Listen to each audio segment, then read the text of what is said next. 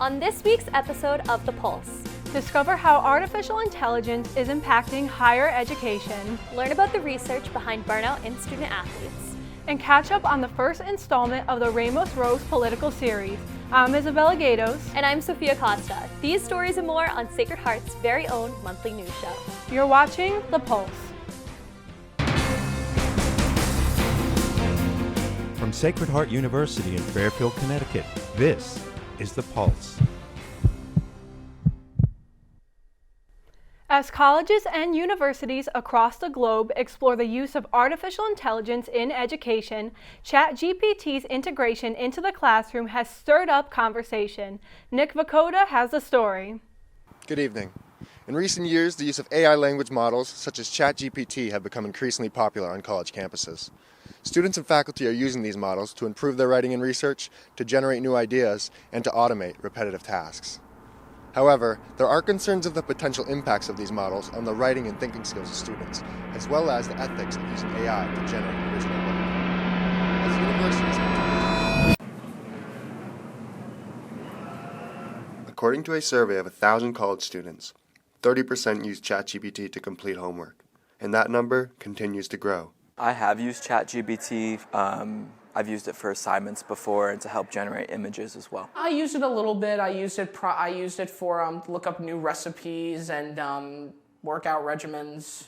I have used ChatGPT. I work doing social media for a local boutique in New Canaan, Connecticut, and it's hard sometimes coming up with catchy and engaging Instagram captions, so it helps me generate different captions here and there. As more students become aware of the convenience AI models such as ChatGPT have to offer, experts in the media literacy field, such as Professor Sidney Gottlieb, share their concerns surrounding the ethics and impacts of these models.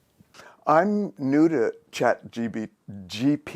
I even say it wrong. That's how new I am to it. And really, I've had limited exposure to it, but I sort of feel obligated to try it out because everybody's talking about it. Everybody wants to hear, especially what a professor of media studies has to say about it. So I think it's important for me to try to get educated about it.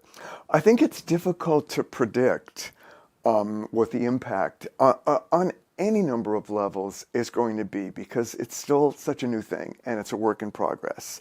Like all technology, and this is something everybody's going to say, it's a tool, it can be used badly, it can be used goodly, so maybe a certain amount is in the hands of who uses it and how we use it.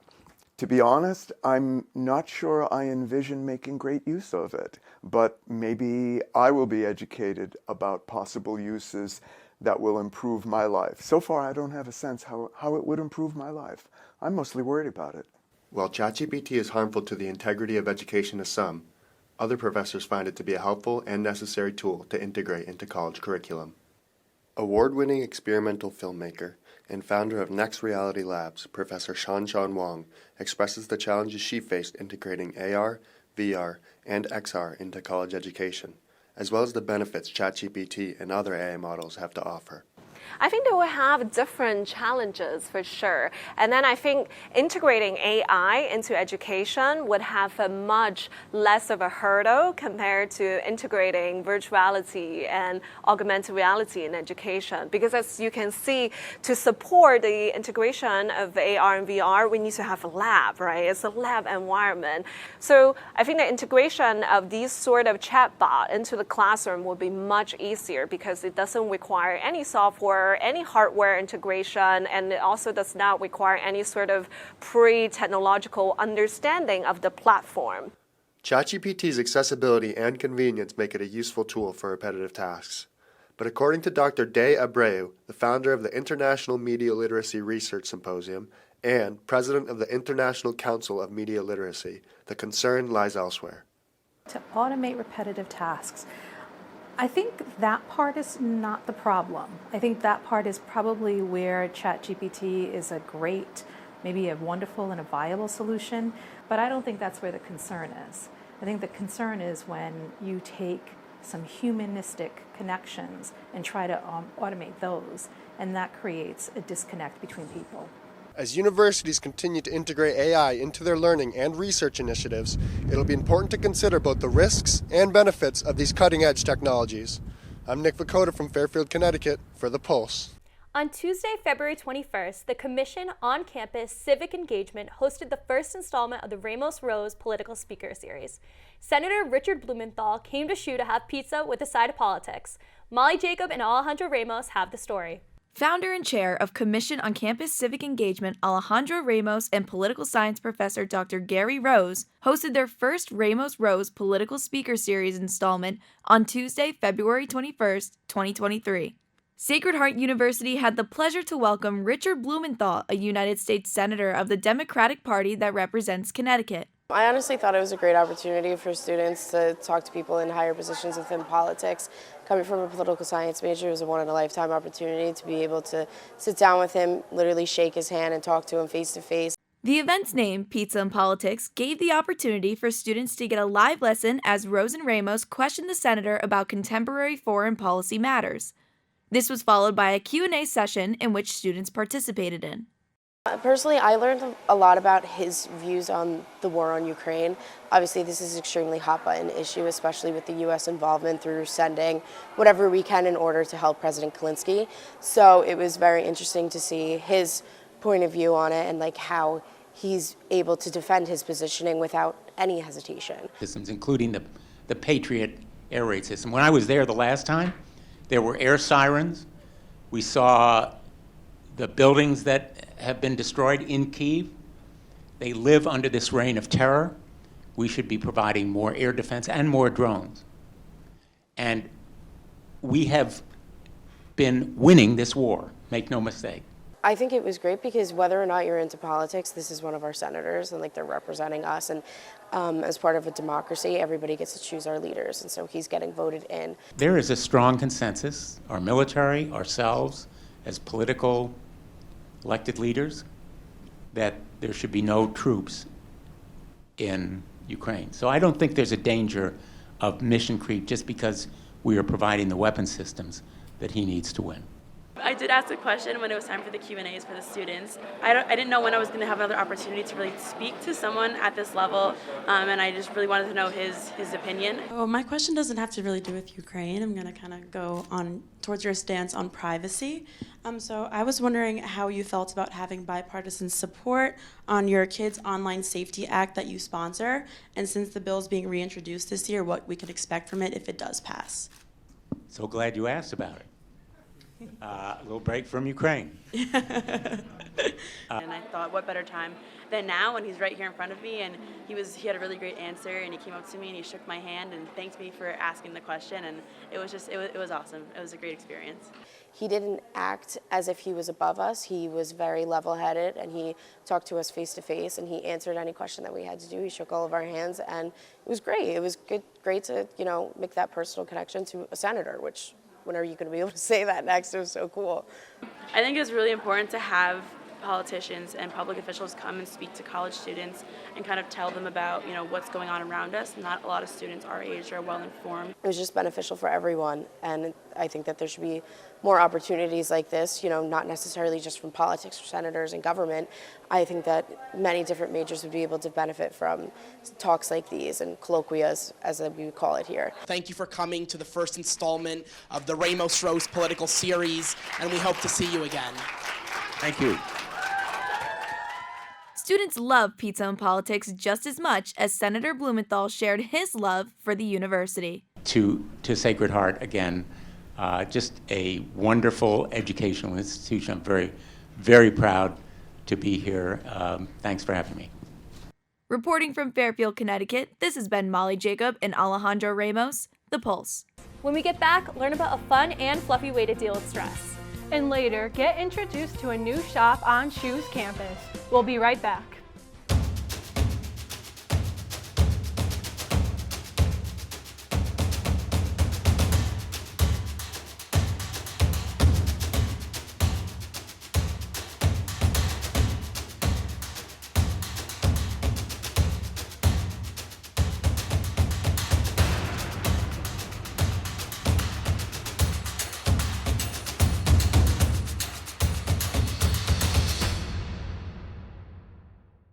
Welcome back. Recently, the Center of Career and Professional Development teamed up with the Office of Alumni Engagement to create a one-of-a-kind network where current and former SHU students can connect and open a world of possibilities in the postgraduate life. Matt Eichenbaum and CJ Calcineri have the story.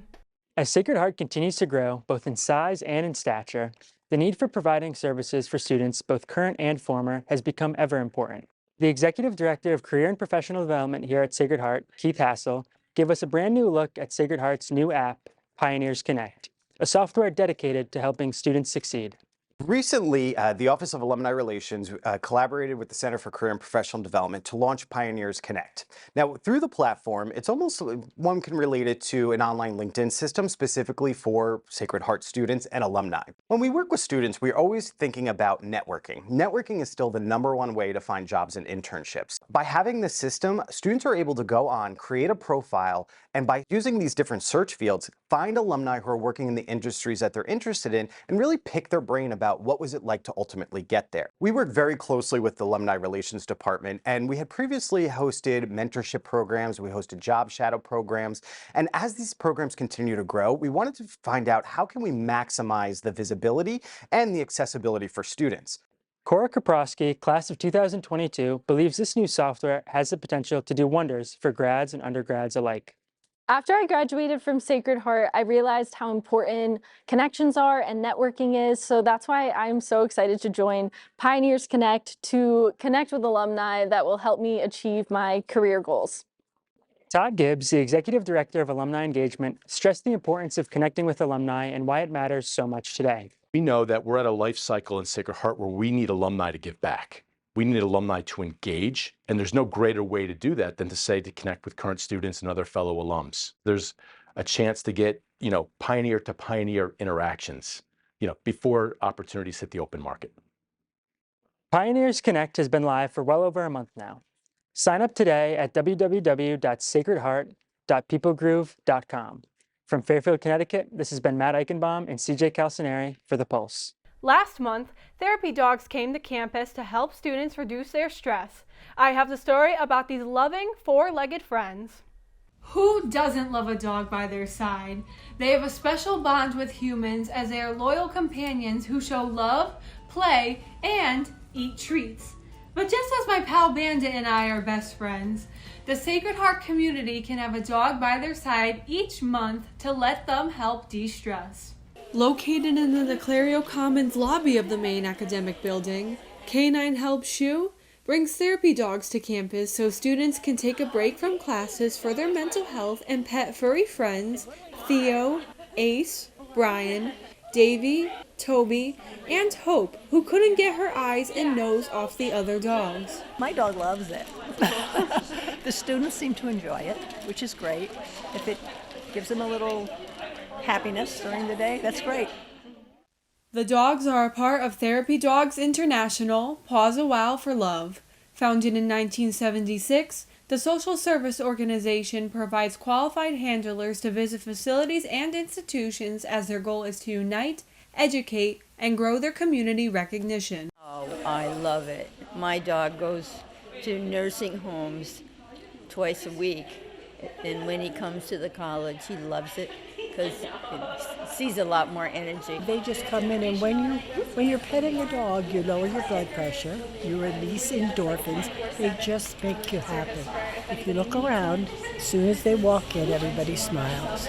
In a 2019 study from psychology students, 35 college students' self-efficiency and study stress levels were evaluated before and after connecting with a therapy dog.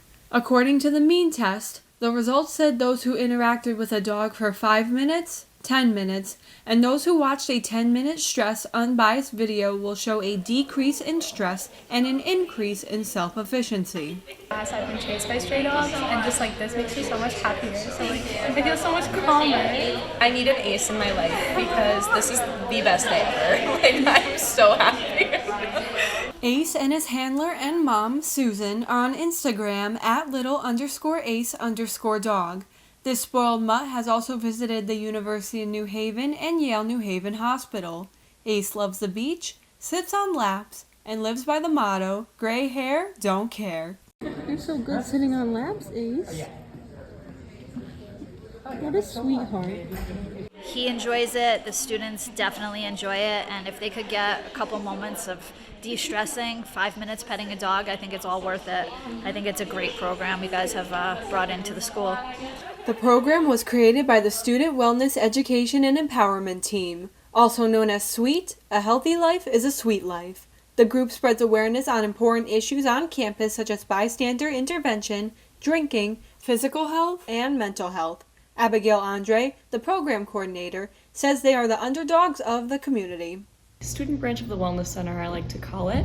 Basically, we're not acting as like therapists, but we do act as like kind of a voice for the student body in regards to mental health, any drug abuse, any other kind of concept that really has to do with the well-being of the student body. Kind of play a role on campus as like the underdogs. SWEET has more programs to guide students on activity and life skills. Social media coordinator and the Pulse reporter, Carissa Munoz, talks about the Wellness Center and how they teach and support the students. 30, and come meet some of our furry friends and learn more about UHU. So come on down. We have a few programs across campus that we come into dorms and just speak to different peers about, education on alcohol, like alcohol safety if you choose to drink. There's Sweet Dreams, which is a sleeping habits program, and we also have different events that promote stress-free, and we're just kind of a presence on campus to make, sure everybody's taking care of themselves outside of the classroom and just while they're here.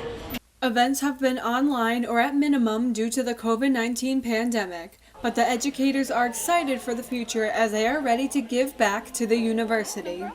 A slower, impactful type organization, but I hope for the future that we'll really get up and running full force again. Because we do a couple programs that involved being, hands-on with our classmates and our peers, be able to go and do some programs. So as we rebuild, we just hope that, with different platforms like UHU, just that students know that there are students that care about them, and that we're here for them, and if they ever need anything, we're just here to promote well-being, and that we are a safe group for any questions, concerns about your mental health or your physical health.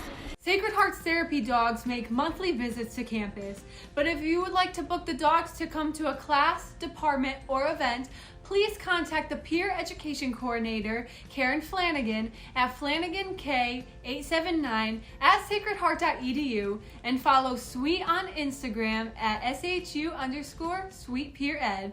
For The Pulse, I'm Isabella Gatos in Bandit, Fairfield, Connecticut. You got any words to say? Okay. When we get back, get a look at how our sports teams are doing here at SHU. And later, learn about some upgrades to Sacred Heart's Theater Arts program. We'll be right back. The next 4 years will educate your mind, body, and spirit. Will challenge you. Will introduce you to yourself. They'll show you the world and expand your horizons. Redefine your notion of community and make your family a whole lot bigger. They'll push you to your limits and then show you that that was just your starting line. They'll teach you the meaning of service, that we are because of who we all are. These next 4 years are your time. Welcome to Sacred Heart. Welcome to your future.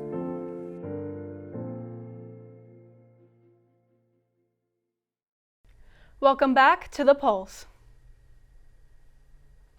For the past year, Ukrainian students studying in the U.S. have been witnessing an ongoing war in their homeland. Amidst the struggle with uncertainty and economic hardships, it has been a year filled with devastation. I recently met with Vitalina Golod, who shared her story. 1 year ago, senior Vitalina Golod experienced the unthinkable. Something she just once read in textbooks has become a reality. Breaking news tonight, Russia launching a full-scale invasion of Ukraine. Land, sea, and air. Was unprovoked. Images of Russian helicopters attacking an airport near the capital. Explosions and sirens across the country. Reports that dozens are dead, including civilians. Vitalina was recruited to play tennis at SHU back in 2019. Being from the capital city of Ukraine, Kiev, it has been a devastating year in which she misses home very much. My family is there at the moment. Which is my mom, my dad, and 2 sets of my grandparents who are both still alive, and it's tough. It's tough to to know that they're there and there's nothing I can do. Never did I for 1 second think that something like this could happen in Ukraine, in my home country, in 21st century. I just hope something's gonna change to our advantage. Vitalina has had a passion for tennis her entire life, and her tennis club back home was in the town of Busha. Busha was destroyed by Russian forces, leaving behind almost nothing and killing over 1,000 civilians. I've spent a lot of time in that little town because I used to train there for tennis camp, and that city's completely destroyed. Vitalina's brother, Misha Golod, was living in Ukraine when the attacks first happened. Although a world-renowned golf instructor, David Ledbetter, heard about Misha's story and offered him a full scholarship in Orlando, Florida.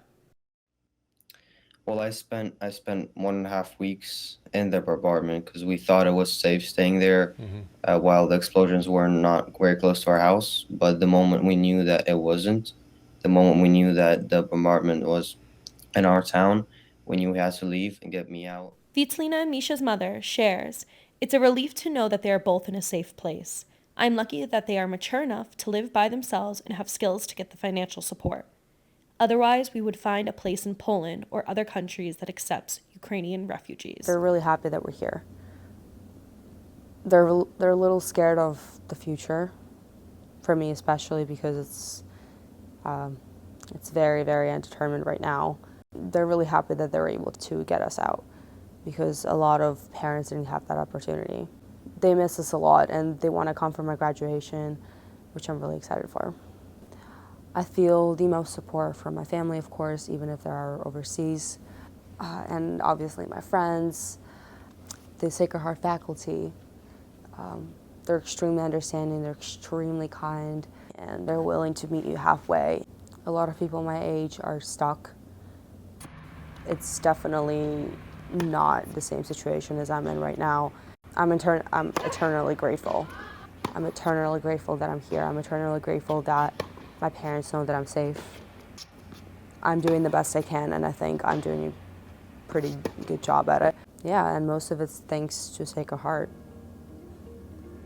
Vitalina Golod wants to leave everyone with the advice to be thankful for everything you do have, because things can change in an instant. This is Sophia Costa, Fairfield, Connecticut, with The Pulse.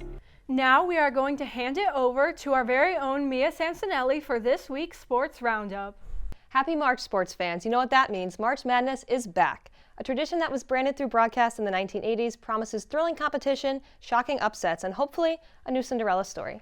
The first four started Wednesday, March 15th for both the men's and the women's tournament, followed by the first round on Thursday for the men and Friday for the women. The Sacred Heart women's basketball team beat FDU 72-60 in the NEC championship game, sending them to California to compete in the NCAA tournament for the first time since 2012. Rookie Nicera Pryor received MVP of the NEC tournament and made history as the first rookie to earn Player of the Year, Defensive Player of the Year, and Rookie of the Year in the same season for the NEC.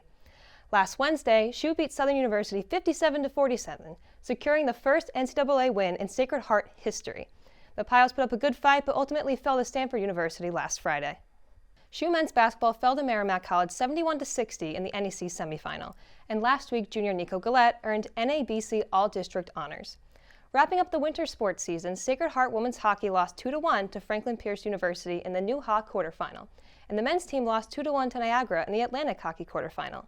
But in notable postseason news, senior Neil Shea and grad student Austin Magera have signed professional contracts. The women's wrestling season came to a close in Cedar Rapids, Iowa, where Sacred Heart placed 7th in the final standings. 5 Pioneers earned All-American status: Kara Broaddus, Alexandra Fitzgerald, Jacqueline Smith, Madison Sandquist, and Aaliyah Payne-Paris. Ahead of the competition, head coach Paulina Vega was named NCWWC National Coach of the Year. She led the Pios to a 17-4 dual record in just her second season, where the team placed 9th in the final regular season standings. In professional sports news, NFL free agency is in full swing with several notable quarterback signings, the most anticipated being Aaron Rodgers to the New York Jets. And spring training is underway for the MLB with opening day scheduled for March 30th, where all 30 teams will kick off the 2023 season. That's all for this week's Sports Roundup. Tune in next time to hear about our spring sports as they head into conference play. Back to you. Thanks, Mia. Burnout in athletes causes feelings of stress, fatigue, and anxiety due to constant activity. This not only affects professional athletes, but athletes here at Sacred Heart.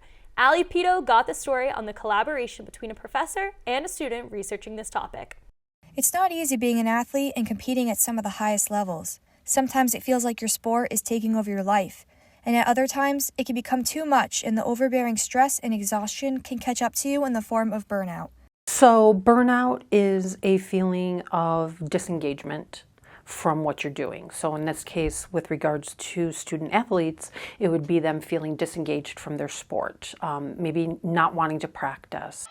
Psychology professor Ignagni and field hockey player Aaron Burgess teamed up to research burnout among student athletes on campus here at Sacred Heart. Even not within the schools in general, we see it a lot now in the media too with athletes. I know last semester and last year was really big for athletic, especially collegiate athletics burnout, which is really unfortunate. I think it definitely is an issue that needs to be a little more focused on. Burnout can affect athletes of any age, sport, or gender. Senior basketball player Carly Strommel admits to feeling symptoms of burnout throughout her basketball career. You're playing every day, you have practice every day, you have lift every day, and if it's not that, it's a game, or you're watching film, and it's a constant cycle of your sport. So sometimes you just feel tired, you feel a little bit over your sport, and sometimes you feel like your stresses are coming from that sport, which is something that you really love. So it's hard to really balance the love that you have for your sport when that's something that's generating a lot of stress for you as well. Some of the team's findings so far have shown the effects of burnout being more prevalent in female athletes than males, and the gender of the coach has an effect as well. We've been looking at the effects of social support and coaching support on the well-being and burnout rate of athletes, and more specifically how gender and female athletes are impacted by this. Some of the preliminary findings include that burnout does seem to be affecting women more than men. So the female student athletes who have male coaches are feeling more burnout than female athletes with female coaches. They're also feeling more physical, emotional exhaustion and less support. Research has proven that coaches have an effect on burnout and their athletes' mental health in either a positive or negative way. Obviously, this is their job, this is their livelihood, so they want their team to be winning and they want their team to succeed. But at the end of the day, a coach needs to realize when athletes might be struggling or when they might be experiencing things like burnout. And I think some coaches are really, really, really helpful in that way and are able to really balance with their athletes and give them a mental health day if they need to. The research is not complete yet, and the pair are hoping to find more results from their analysis to one day use to make changes within the Sacred Heart community. Probably are going to run some more analysis after our conference before the academic festival and before we do any more things with potential treatments or anything. So maybe and hopefully we'll find some other findings in the future. The more that people talk about it, the more it's discussed, the more light it's going to be brought to it. There's a lot of student athletes that struggle with their mental health, with burnout, and at the end of the day, the only way that we really deal with it as a community is if we deal with it together. Ignagni and Burgess will present their preliminary findings at a psychology conference in Boston this March. Hopefully, this research can open doors to treatments for these burnt-out college athletes after discovering more about what causes these symptoms. For The Pulse, this is Ali Pito, Fairfield, Connecticut. We'll be right back.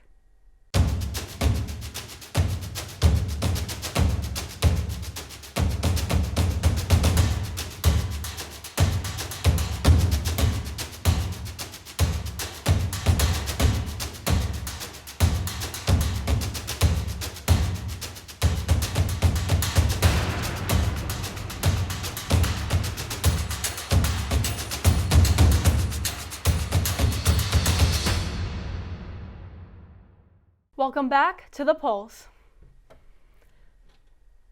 The theater arts program at Sacred Heart is getting an upgrade to its rehearsal and practice facilities in the Niclario Commons wing as they begin to set the stage for success. Brendan Williams has the story. The Performing Arts program at Sacred Heart University is getting an upgrade complete with new rehearsal and practice facilities. After years of making do, the program is finally stepping into the spotlight. The one thing we've been missing here at Sacred Heart University has been rehearsal rooms dedicated to the 4 cohorts, and that's band, vocal, dance, and theater. With me specifically, whenever I need to go practice a song for a class or if I'm auditioning, I utilize the practice rooms that are right across from the Performing Arts office. So those rooms are very small. There's only a few of them. I would go into those practice rooms just to rehearse for myself. For a lot of other rehearsals, to go between the Little Theater and the Edgerton are kind of our only 2 options right now. The Performing Arts Department started very small many years ago. Over time, it has slowly grown in stature, in size, and in quality.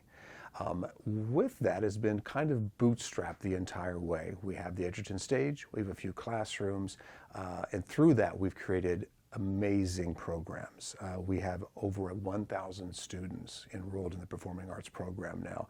I like to say we're nearly the size of athletics, but we don't have all these beautiful new buildings, so we've been really doing it the old-fashioned way, which is letting the students have opportunities, let them tell stories, and to let us dance and sing and play instruments and do plays and musicals. There comes a time, though, when you want to take the opportunities we give students to a new level. The dance department will have 3 studios ranging in size and structure to accommodate different types of dance. The band will have its own dedicated space with tiered levels and storage for acoustics. The choir will now have a space that is acoustically tuned for vocal. And the theater arts department will have a separate rehearsal stage the same size as the Edgerton stage that will make a transition seamless from rehearsal to showtime. As in any creative activity, your environment affects your results. And so to have a designated space that is designed specifically for the kind of work that we do will give us the opportunity to focus in a different way, and it'll give us the opportunity to diversify the kinds of ensembles we can have, because we will have from morning to night a room that is just for our use and that's acoustically designed to be good to sing in, where you can really hear what you're doing right. And also the additional practice facilities that we are getting are key, because it's always been a challenge for students in our groups to find a place to go work outside of rehearsal time. And now they'll have that right here, right across the hall. What this is going to do is allow each cohort to now create in a way that's comfortable, that's safe, that feels like there's a space that's at their own and they can do their best work and really have a collegiate experience from the moment they walk in till their performance happens on the Edgerton stage. The new expansion of the whole Performing Arts wing will definitely bring a lot more theater kids to this school, to this program, because now a lot more people will be able to see, wow, they're really cool. They're expanding their program and they have this new wing and they have this new space that we can utilize so that we can rehearse. Everyone will have their space to create and perform, and I think that's the most important thing at the end of the day. Construction is scheduled to start by the end of March. All classrooms, including the existing music room and practice rooms, will be gutted to make way for the new space, along with performance and rehearsal spaces by the 4 different performing arts cohorts. There will also be new spaces for those working behind the scenes, a scene shop, costume shop, and digital technology room with capabilities of projection and sound mapping. What's so wonderful about the way they're approaching this is you can imagine you've got a big band room next to a dance room, next to a theater. They're all there, so sound and acoustics is a big challenge. So it's about creating these rehearsal rooms that are completely soundproof, so you can have the marching band blaring in there and somebody's doing a Shakespeare soliloquy next door when it's all nice and quiet. There's just so much that we're growing and we're expanding, and I think that a lot of other people like myself, when I was going through the whole college process, is going to see this and they're going to really, really like it. I'm most excited that the students can finally have a safe place that they can work. It has been very hard on students for the last 15 years trying to find a classroom here, an empty lobby there, outside in the parking garage, wherever we could find to help them create. And now they have a place they can go to, they can call their own, that is professionally renovated And it's a place for them to feel like, wait a minute, I belong now. The arts belong at this university. We are going to be a top university that has these facilities. And because our programming is already at a high level, this is now going to boost us, I believe, into the national ranking of one of the best arts programs in the country. Construction of the new Performing Arts Wing is estimated to take around 18 months and will be ready for students in the fall of 2024. Reporting for The Pulse, I'm Brendan Williams. Now we are going to hand it over to Molly Jacob with this segment of The Weekly Beat. The Sacred Heart campus is always full of fun activities, and here are some that you can look into.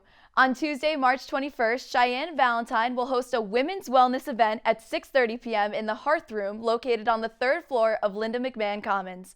The event is in honor of Women's History Month and gives students the opportunity to participate in a workshop focused on women's health. The class of 2026 student government is hosting a cornhole tournament on Wednesday, March 22nd from 2 to 3 p.m. in the Academic Building Quad.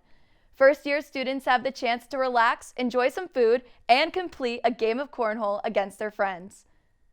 The math department's annual guest speaker, Kyle Evans, will be on campus to speak with students about the changing narrative of math and education.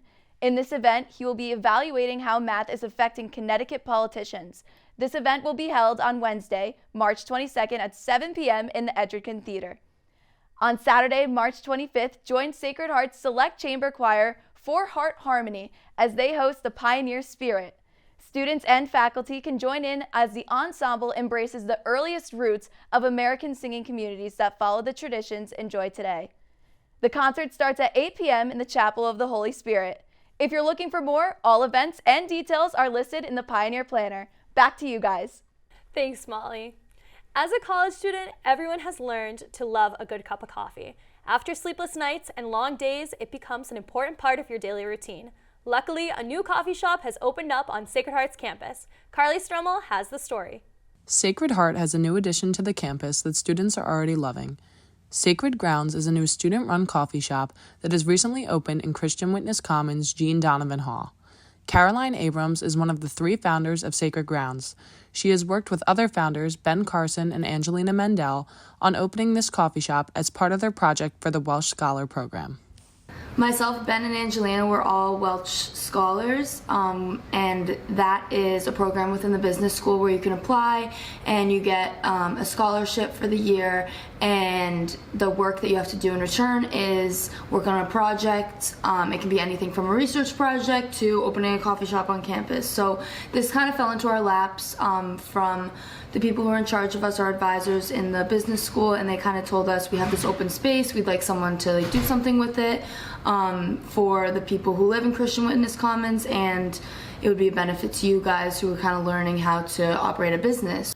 With the work of these 3 students, Sacred Grounds recently celebrated their grand opening, and they're very excited for the coffee shop to become more popular around campus. Monday was our grand opening, and we actually did very well considering it was like the first day. It kind of declined as the week went on. I just kind of feel like it isn't well known yet, and people are kind of like, oh, like I'm not sure if I want to go try a new coffee place and things like that. But we are thinking about opening later at night for people to come study more as like a study space.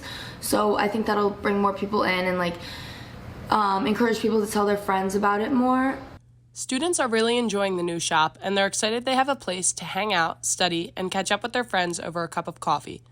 The founders of Sacred Grounds have high expectations for the shop and are looking to possibly hold events at the venue. I think that we want to have like maybe like some open mic nights here, like game nights, like just like small like events like that, like maybe even host like a small bingo here, like talk to like student life and see if we can arrange like a little thing like that. Just like more small events to like bring people in to know about the space and like maybe get more like things in here that will draw people in, like a karaoke machine or like a little jukebox, things like that. Caroline was a former resident of Christian Witness Commons, and she felt as though adding the coffee shop to the dorm was a great addition for multiple reasons. I used to live in this building, and I feel like me and my suite mates would have loved like coming down here in the morning and getting coffee instead of like walking all the way to the Starbucks on campus. I think it's like a real benefit for the students who live in this area to be able to have the benefit of coming and getting a quick cup of coffee for a low price. And like sometimes I just want to get out of my suite. Sacred Grounds is open Monday through Friday, 10 to 1. They have a menu full of different drinks such as hot coffee, iced lattes, hot chocolate, refreshers, and other drinks. For The Pulse, Carly Strummel, Fairfield, Connecticut. I think this is just what Sacred Heart has needed. Exactly. Everybody can use a cup of coffee to start their day, and if you live in that dorm, it's absolutely perfect. Just go downstairs and get one. So convenient. Okay, well that is all we have for today.